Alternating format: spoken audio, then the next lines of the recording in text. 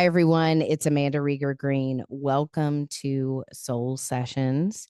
As we begin to close out 2024, this is my favorite time of the year to reflect. And interestingly, if you've listened to the podcast, we've got Mars retrograde and Mercury is stationing direct on December 15th. So from the 15th through the end of the month and even overflowing into early January, it is such a lucrative time to revise, reflect, review.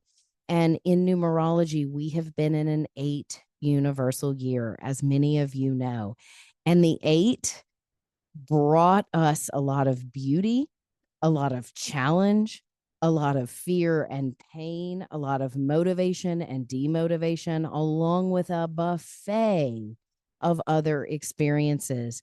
But one thing I know about the energy of the 8, and it reflects through all of my engagements with this podcast audience, my clients, my friends, my family, is the 8 really forced a lot of us to confront whatever in our life has felt out of balance. It doesn't mean we liked it or necessarily really succeeded at it, but it's almost like the 8 forces us to confront whatever is lurking beneath or that we have pushed down beneath the surface or not been ready to face, or maybe not even been equipped to face prior to this. So I hope as we close out the year that you are finding some strength and resolve and resiliency throughout your experience and your journey this year. Because as we shift into 2025 and a 9-year in numerology, it is a time where we get to rise up and let go of anything that is limiting our health, happiness, well-being, success, abundance, joy, fill in the blank. It is a year of growing stronger and with greater influence within ourselves and our personal and spiritual experiences. But the 8 has prepared us in a multitude of ways. So what I want to do is give you some opportunity to reflect on the year. So I'm going to offer some cornerstones of what the 8 may or may not have touched within you or taught you, and ways to reflect on that so you can use your experience and your wisdom as we shift into January. I am actually looking at my 2024 numerology guidebook, and I'm looking at the 8 things that I wrote about the 8. And I'm looking back and I'm like, yep, did that. That happened. Oh my goodness. Ugh, didn't like that so much, but yes, that happened. So I hope that you all feel some resonance and can draw your own clarity and wisdom from the cornerstones and the energies that I share with you, and I'll offer you some reflections. So, one of the first energies that comes through with the 8 is around success and achievement. It's around success, achievement, and motivation. But the key in that energy for it to be fulfilled in its highest light is when it comes from a space of inspiration. So, a good place to reflect is, what successes and achievements did I experience this year? Where was I motivated? And what did inspiration look like to me or for me? And then, because we are dealing with the 8 has a yin yang quality to it, where it is about polarity. It's about learning through the polarity, meaning if the energy is about success and achievement and inspiration, it means that we may fail. We may not achieve. We may not feel motivated. We may feel a lack of inspiration. And usually it's the lack thereof that actually, it's like it paradoxically inspires the inspiration or the success or the motivation or the initiative to come forward. So for me, when I reflect on this, I think of where wasn't I motivated? What demotivated me? Where was I uninspired in my life, whether it be professionally, in relationships, with my physical body and my health, in my family, in my spirituality, for goodness sakes? Where did I feel lethargic? Where did I feel demotivated? Where did I feel unsuccessful or underachieving, underperforming? And then that usually helps me to recognize when the inspiration came in, because what it did, and I can think back this year, is usually when I felt uninspired or unmotivated, it almost forced me. And I'm using these strong words because it really is, the energy of the eight is a bit driven and forceful at times.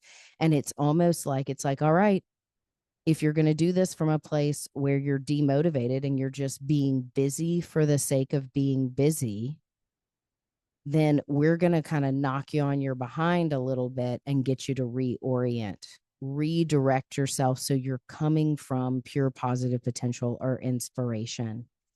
And that's what I want you to ask yourself is, when didn't I feel motivated or inspired? And how did I shift my attitude or my perspective in order to move forward with inspiration? What does inspiration look like for me today? So that's number one. The second cornerstone of the energy of the eight is around money and finances, something we all love to talk about and shows up in our life no matter what, because we live in this economic currency where money drives us in a multitude of ways. However fortunate or unfortunate that is, the energy of the eight out of all the single digits is the number and frequency that connects most with the material world and finances.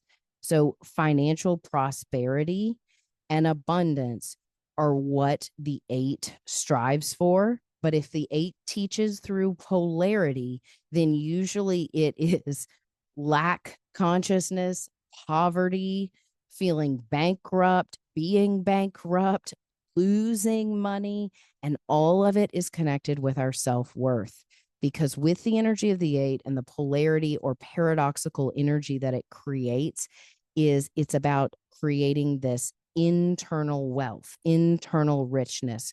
So what the eight does, it's like it rings us out and says, do you really value yourself? Do you really feel worthy? And that will somehow be reflected in your external experience. And this isn't all about dollars and cents and money and amounts of money in the bank.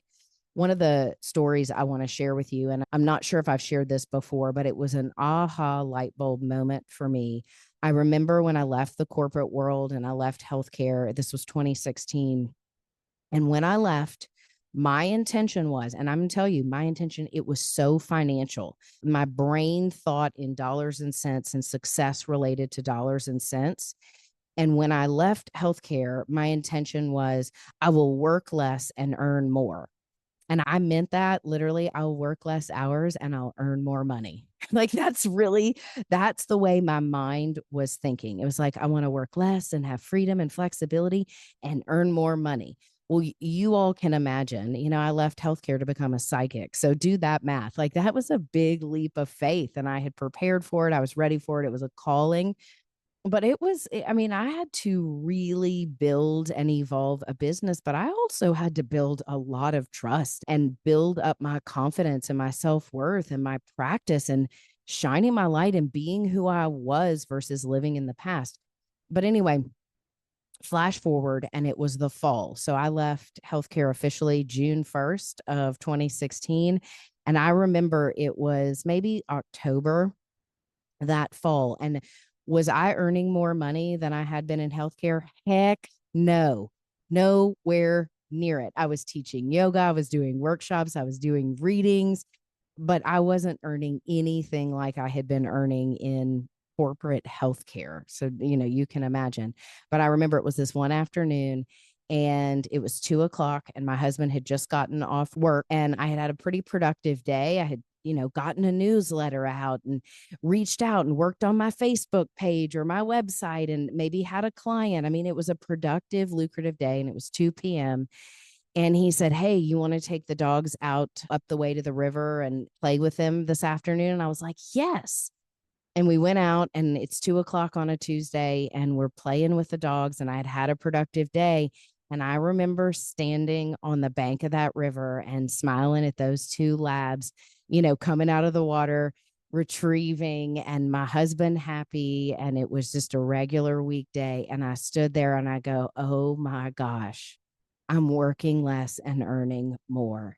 And more wasn't about money. It was more time, more flexibility, more freedom, more happiness. And that was a game changer in terms of, oh, I set that intention from a very linear, three-dimensional space. But in a very short amount of time, it materialized, but not necessarily in my bank account, in my lifestyle and in my heart. And that has been something I brought with me. And guess what? The money has followed. Not always. I have all my financial fear and struggles and strife and all the things like we do, but that is a cornerstone of the 8, is looking at your money and reflecting, where have I been financially challenged and where have I been financially abundant this year? Where have I felt rich and expansive, and where have I felt a sense of lack and limited energy, limitedness, so to speak? So really look into your finances, reflect on your finances, literally in the bank, and what you've walked through in your experiences this year. And also reflect on your internal bank account, your sense of self-worth. One of the cornerstones of the 8 is this energy of resolve. And I know for me, I have developed a strong resolve in terms of moving from any kind of lack or small consciousness that is focused in 3D reality to jumping in a quantum way into an expanded, infinite, unlimited energy field as resiliently and quickly as I can, because I know that's where the gold is. That's where the rich is. And I'm not talking about the gold in the bank account.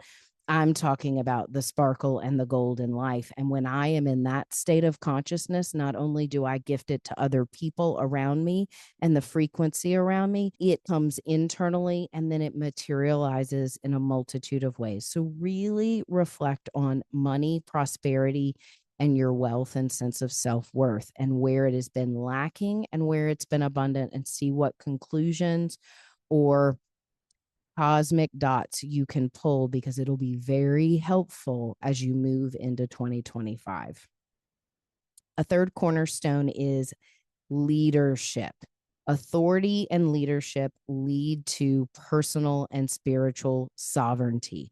Sovereignty is a massive theme energetically, especially as we have Pluto transiting into Aquarius for the next years. It is about our inner sovereignty, our inner sense of authority or agency. So, thinking about how you have either been the leader of your own life or you feel like you've been led, you have been following blindly. Were there areas this year where you felt like you were doing the same thing over and over because everybody else was doing it, or the masses were doing it, or it was socially acceptable, and where you had some wake up calls where it was like, wait a minute, that's not my truth. That's not my leadership. I am being led by others, and it actually doesn't align with my beliefs. So the energy of the 8 truly encourages us to reclaim our personal power and empowerment, and not through tyranny or dictatorship or authoritarian energy, but through this light, this 5th dimensional sovereignty, knowing that we have divine light, unique talents within us. And how do we express those? And how do we take responsibility for our life through our attitudes, actions, and beliefs? So ask yourself, where have you had those aha moments this year? And where have you felt suppressed, oppressed, or disempowered? That's my favorite one, is where have I felt disempowered and how have I created empowerment through that? Again, that paradoxical energy or polarizing energy that helps us to rise up with a greater sense of autonomy, agency, and sovereignty. What does that look like for you?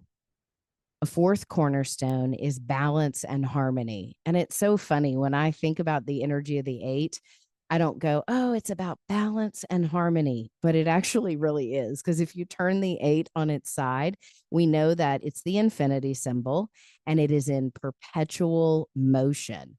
But if you draw the infinity symbol, you trace it with your fingers, it is creating this balance, ebb, and flow.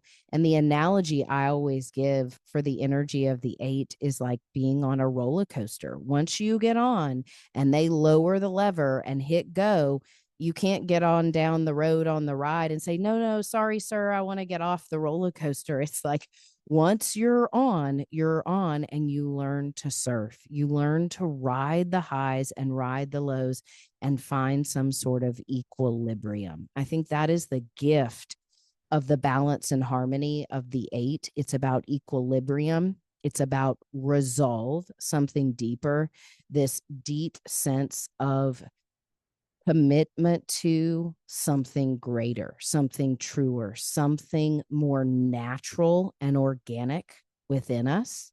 So ask yourself, where did you come back to yourself this year?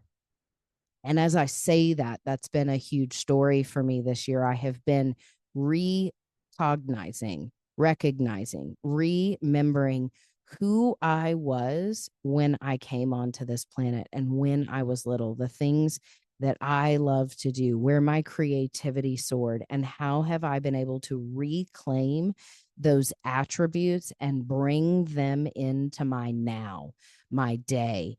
And that has been like illuminating and awakening and joyful. So ask yourself, where have you experienced imbalance? Where have you felt out of whack? And it could be professionally, or it could be with a health challenge, or your marriage, or relationship, or with your children, or it could be spiritually. I mean, I've had a lot of people recently reach out and say, gosh, I've really struggled with God, or feeling like I am a victim, or why is God doing this to me? So it could be deeply spiritual for you.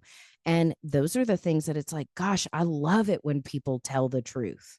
I love it when they say, I'm angry at God. Not that I love them being angry at God, or I want them in that kind of frustration or pain, but I love it when people are honest, because it's like just the awareness of the fear, the pain, or whatever imbalance is going on is what starts to create a recalibration. So with the eight, there is this opportunity to really trust in and be in the flow of life. So think back, when have you been in the flow of life? When are you in the flow of life versus when are you not in the flow of life? Like, when are you the human doing versus the human being? That's probably the best question to get your juices flowing in that area. A fifth cornerstone of the energy of the eight is manifestation, conscious co creation, and strengthening your point of attraction. So I've talked about this a little bit, but I'm going to drill down.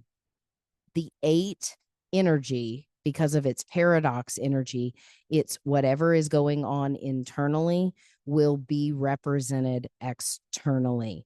So it has been a year where we've been able to look at our pains and our challenges, but it's almost like the eight has forced us or encouraged us to confront what's been out of whack and what we don't want to manifest. Because if we are always manifesting, either consciously or unconsciously, the external world, meaning our relationships, our financial situation, the community we live in, our families of origin, even, and the dynamics with them. Not that we manifested that family necessarily, maybe we did, then we can get into that another day.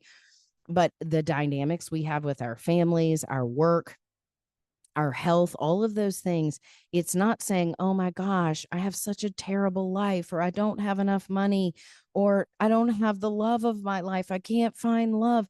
It's not about being a victim to it. We get to feel all our stuff, right?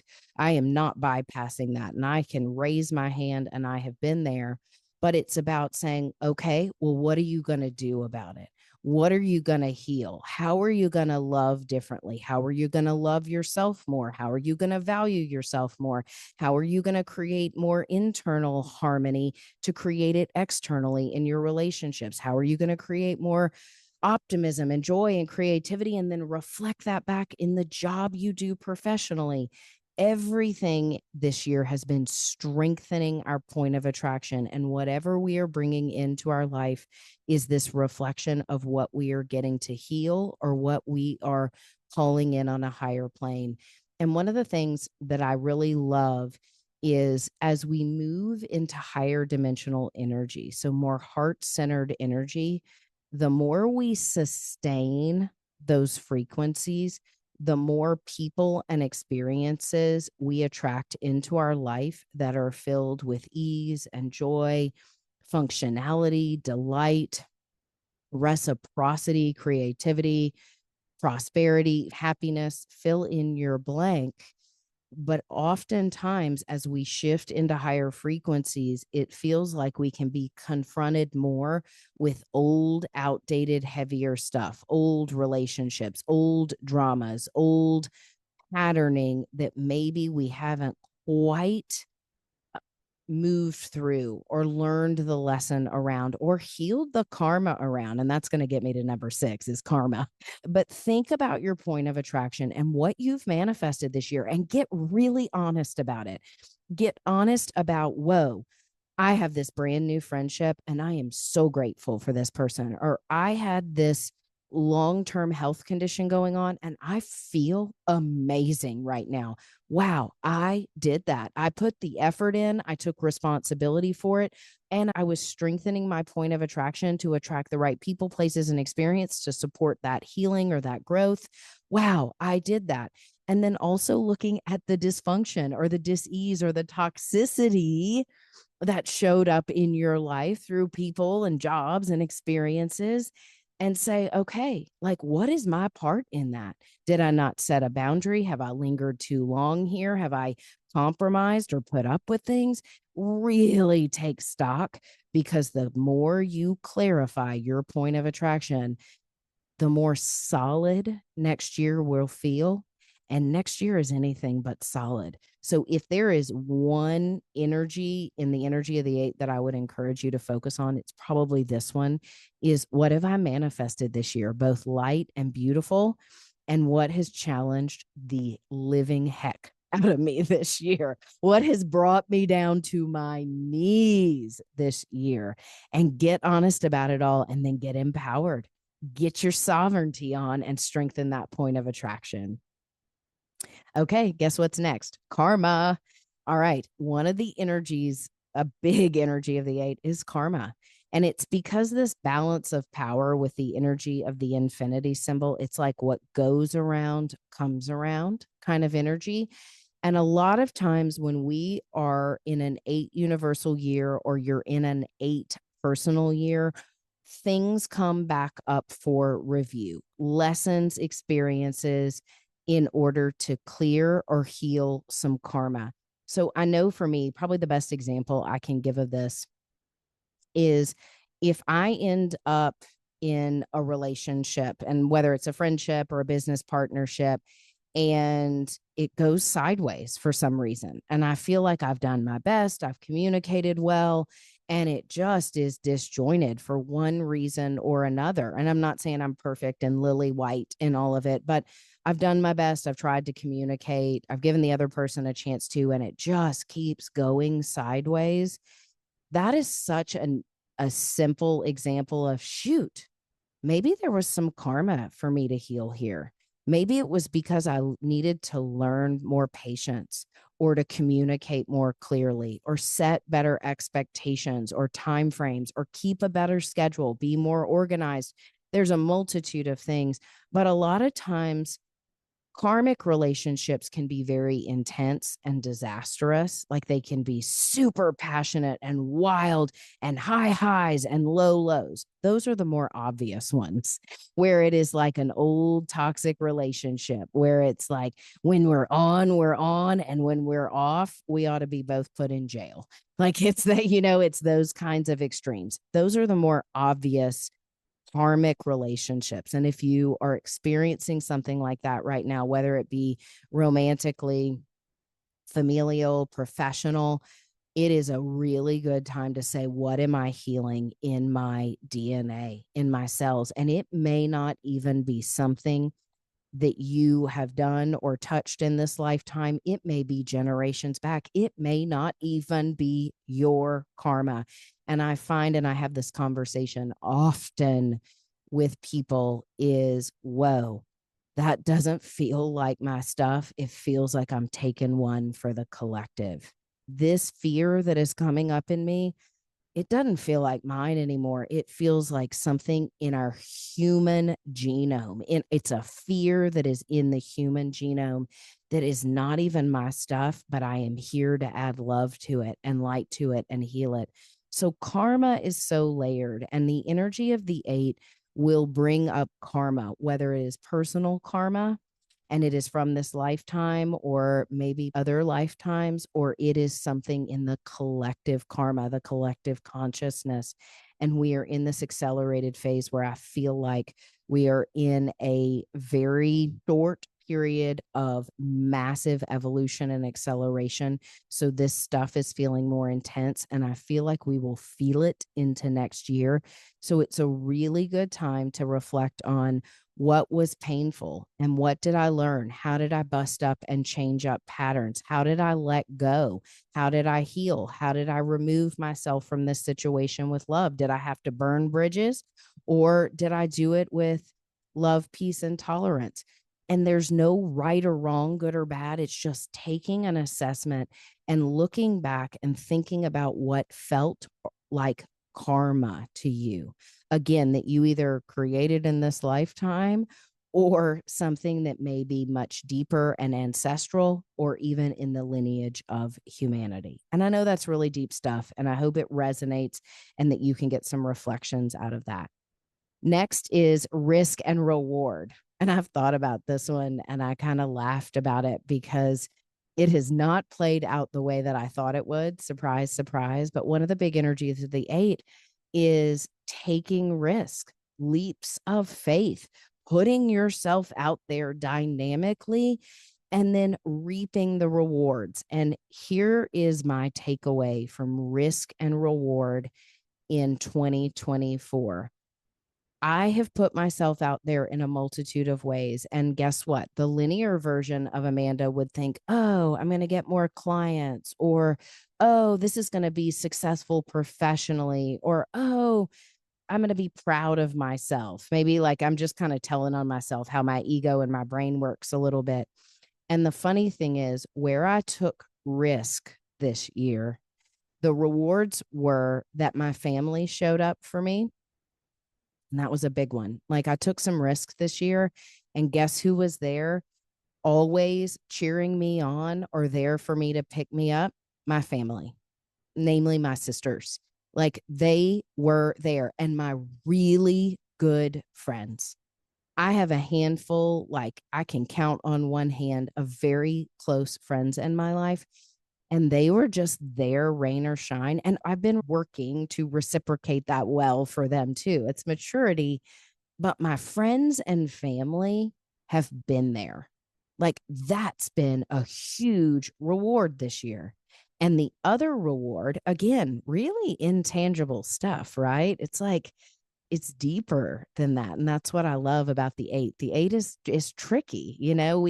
It's like we get what we need, not what we want necessarily. But the other thing in the reward sector that I feel like I've gleaned this year is recognizing what I don't enjoy or feel delighted by. And when I feel enjoyment and joy and delight, oh my gosh, I can work and shine and shake and support and love on and do all the things. But when I am uninspired or not enjoying something and I feel like I'm pushing and working, the reward this year has been recognition of what I enjoy versus what I don't enjoy. And the more that I can attune to joy in my day to day, the more productive and empowered I feel. So just assess your risk and reward. Look at where you took risk, but really get honest about where your rewards are. And maybe your rewards were financial. Yes, go you. Whatever your rewards are, write them down. But I feel like for so many of you that I've connected with, the rewards have been better knowing yourself and better knowing who loves you, who your people are, where your support system is, your ride or dies, because that's been reflected to me from a lot of people. Last but not least, the 8 is a very spiritual number. And while it can be a hard driving, confrontational, pushing energy, like very masculine, it is also this energy that gives us this opportunity to break the glass ceiling of ourselves, of our abilities, of our talents. And it helps us to rise higher in our consciousness. So it's like it drives hard. It pushes us almost into a corner. And it basically says, are you going to shrink down? And you get to shrink down for a little bit because we're human and we get tired and we get overwhelmed. For goodness sakes, life on life's terms can be a challenge. But also, are you going to suit up, show up, and live lighter and brighter and truly be of service to life?